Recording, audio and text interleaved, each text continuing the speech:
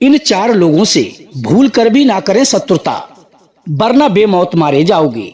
जय श्री कृष्ण। प्रिय दर्शक बंधुओं, एक बार पुनः बहुत बहुत स्वागत है आप सभी दर्शकों का आपके अपने चैनल दर्पण ज्ञान गागर यूट्यूब चैनल में। प्रिय सज्जनों, आज मैं आपके लिए बहुत ही महत्वपूर्ण जानकारी लेकर आया हूँ, इसलिए आप सभी दर्शक बंधुओं से मेरा निवेदन है, वीडियो को लाइक करके चैनल को सब्सक्राइब कर लेना, अच्छे कमेंट करना, हो सके तो अपने सगे संबंधियों और मित्रों तक वीडियो को शेयर अवश्य करना।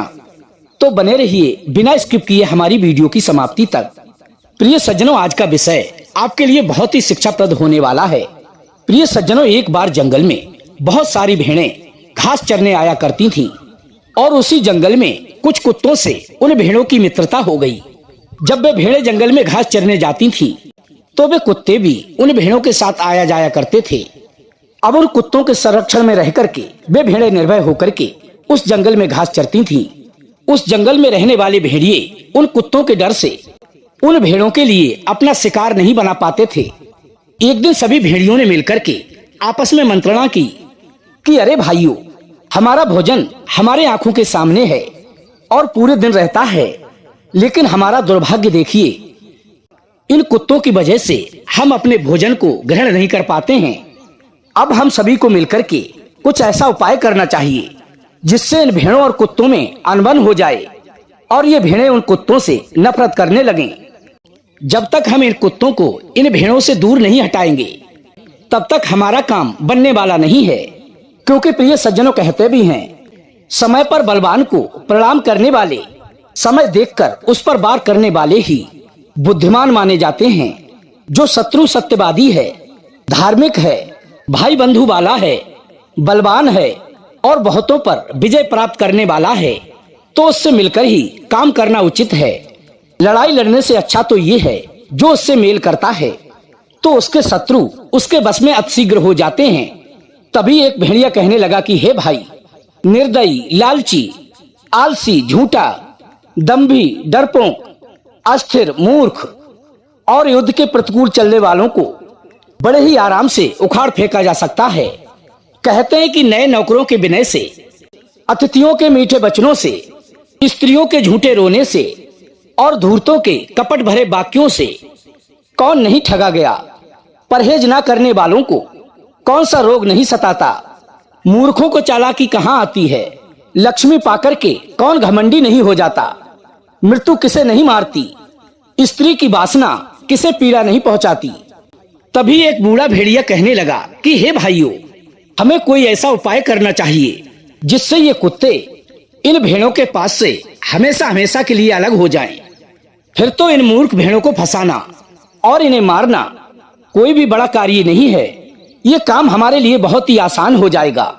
ऐसा अपने मन में निश्चय करके उन भेड़ियों ने उन भेड़ों के पास एक संदेश भिजवा दिया और उनसे कहा कि आज से हम सभी लोग आपस में मिलजुल कर रहेंगे। क्यों व्यर्थ में जीवन भर हम लोग आपस में दूर दूर रहें। कहते हैं कि संसार में प्रेम के साथ रहने वाले, मिलजुल कर रहने वाले, घोर विपत्ति आने पर भी कभी कमजोर नहीं पड़ते। जैसे समूह के साथ खड़े रहने वाले वृक्ष तूफान आने पर भी नष्ट नहीं होते, क्योंकि वे संगठित होने की वजह से बड़े से बड़े तूफान के वेग को भी आसानी से सह जाते हैं। और अकेला एकांत में खड़ा रहने वाला वृक्ष जरा सी वायु के वेग से बड़े ही आसानी से गिर जाता है। इसीलिए क्यों ना शत्रुता भुलाकर प्रेम पूर्वक मिलकर रहें। तुम जिन कुत्तों के साथ रह करके घास चरती हो, ये कुत्ते ही सारे विवादों की जड़ हैं। ये लोग बिना बात के ही हर समय भौंकते रहते हैं। इसी से जंगल के सभी जानवर, शेर, चीता, भेड़िया क्रोध में भर जाते हैं। हम तो यही कहते हैं, ऐसे लोगों का साथ हमें बिल्कुल भी नहीं करना चाहिए, जिनके साथ रहने से अपने या समाज के लोग नफरत करने लगें। ऐसे लोगों का साथ भूलकर भी ना करें जो अपने लिए मुसीबत का कारण बन जाएं। और दूसरी बात, जो व्यक्ति अपने बराबर वालों के साथ विवाह, मित्रता, व्यवहार और बातचीत करता है, हीन पुरुषों के साथ नहीं करता, उन्हीं की नीति श्रेष्ठ है। ये कुत्ते आपकी रक्षा क्या करेंगे। पशुओं के रक्षक तो बादल होते हैं। जैसे राजाओं का सहायक मंत्री होता है, स्त्रियों का रक्षक उसका पति होता है, ब्राह्मणों के रक्षक वेद होते हैं। यदि तुम सब इन कुत्तों का साथ छोड़ दो तो हमारा तुम्हारा सदा ही ऐसा ही परस्पर प्रेम बना रहेगा। प्रिय सज्जनों, उन भेड़ियों की मीठी मीठी चिकनी चुपड़ी बातें वे भोली भाली भेड़ें समझ ना सकी। किसी ने सच ही कहा है कि मूर्ख लोग अतिशीघ्र विपत्ति में इसीलिए फंस जाते हैं कि वे दुष्टों को, उनकी कपट चाल को समझ ही नहीं पाते और उन्हें सज्जन मानने की भूल कर बैठते हैं। जैसे मूर्ख मछलियां कांटे में फंसे हुए चारे को खाने के लिए इतनी उतावली रहती हैं कि उस चारे के अंदर क्या है वे उसका भी विचार नहीं करती। प्रिय सज्जनों, एक बात और बताते हैं, जो पापाचारी लोग दुष्टों का त्याग ना करके उनके साथ मेल जोल रखते हैं, उन्हें एक न एक दिन अवश्य ही नष्ट होना पड़ता है। प्रिय सज्जनों, उन भोली भाली भेड़ों ने उन दुष्ट भेड़ियों के बहकावे में आकर के उन कुत्तों से दूरियां बना ली। उन्होंने अपने मन में विचार किया कि शायद कुत्तों के भौंकने के कारण ही ये जंगली जीव हिंसक हो जाते हैं, इसीलिए यह निर्दोष जानवरों को मारकर खा जाते हैं। एक बार कुछ वैज्ञानिकों ने एक कॉकरोच को पकड़ा और उन्होंने अपने मन में सोचा कि हम इस कॉकरोच की गति नापेंगे कि ये कितनी तेज दौड़ सकता है। अब उन्होंने उस कॉकरोच को एक टेबल पर रख दिया और उस कॉकरोच से कहने लगे, दौड़ो दौड़ो दौड़ो। इतना सुनने के बाद वो कॉकरोच बहुत तेज दौड़ा। उस कॉकरोच की दौड़ने की गति को उन वैज्ञानिकों ने एक कागज पर लिख लिया। अगली बार उसकी एक टांग तोड़ दी और फिर उसे दौड़ाया तो उसकी गति कुछ धीमी हो गई। अब उस गति को भी लिख लिया। इस तरह वे उसकी एक एक टांग तोड़ते गए और उसकी दौड़ने की स्पीड को नापते गए। अंत में जब उन्होंने उसकी सभी टांगे तोड़ दी तो उस कॉकरोच ने दौड़ना बंद कर दिया। अब वो भला दौड़े तो दौड़े कैसे, उसकी तो एक भी टांग नहीं है। और जब वो दौड़ा ही नहीं तो उन वैज्ञानिकों ने अनुमान लगाया कि इसका मतलब जब कॉकरोच की सभी टांगे टूट जाती हैं तो वो बहरा हो जाता है, फिर उसे किसी की भी आवाज सुनाई नहीं देती। प्रिय सज्जनों, यही हिसाब उन सभी भेड़ों का था। उन्होंने उन कुत्तों से नाता तोड़ लिया। जो कुत्ते भेड़ियों से उन भेड़ों की रक्षा करते थे, आज उन भेड़ों ने उन्हीं कुत्तों से दूरियां बना ली।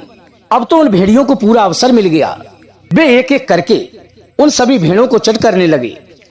अब धीरे धीरे करके वे सारी भेड़ें उन भेड़ियों की भेंट चढ़ गईं।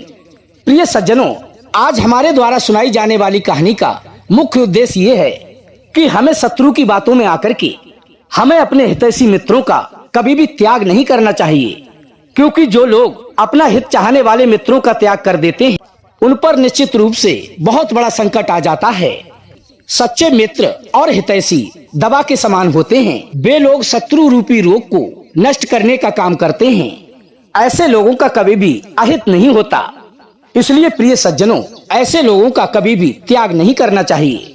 कहते हैं कि अपने कुटुंब के बूढ़े व्यक्ति, संकट में पड़ा हुआ उच्च कुल का व्यक्ति, धनहीन सच्चा मित्र और बिना संतान की बहन, इनका कभी भी विपत्ति में त्याग नहीं करना चाहिए।